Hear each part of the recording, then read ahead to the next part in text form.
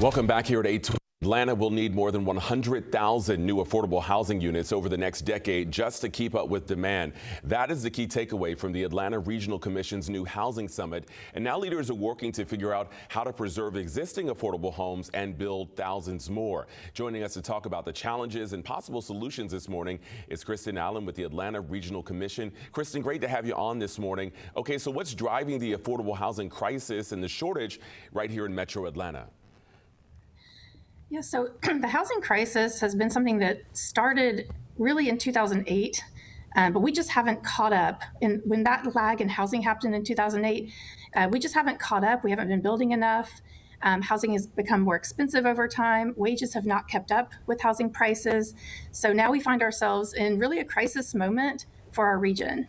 Yeah, it really is a serious situation. We know the mayor here in Atlanta, it's one of his priorities, and the region as a whole, as we mentioned, is expected to need more than 100,000 affordable units. So how realistic is that keeping up with demand?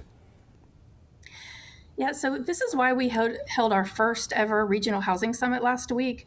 So the Atlanta Regional Commission hosted this with over 200 leaders from business sectors, community members, and people from the housing world to really come together and understand how we can impact this at a regional scale.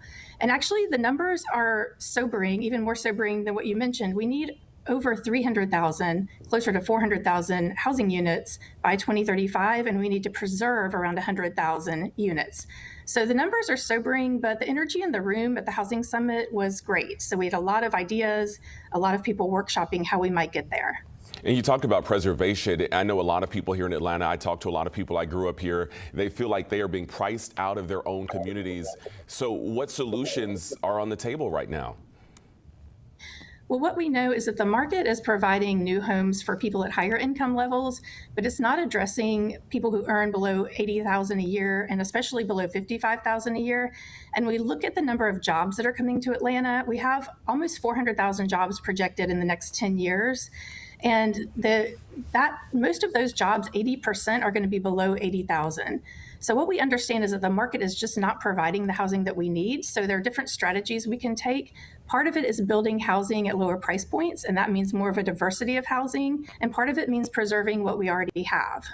Yeah, so we know the city of Atlanta has some initiatives, Fulton County does, but with you, we're talking about a regional approach. How does that regional cooperation play into all of this?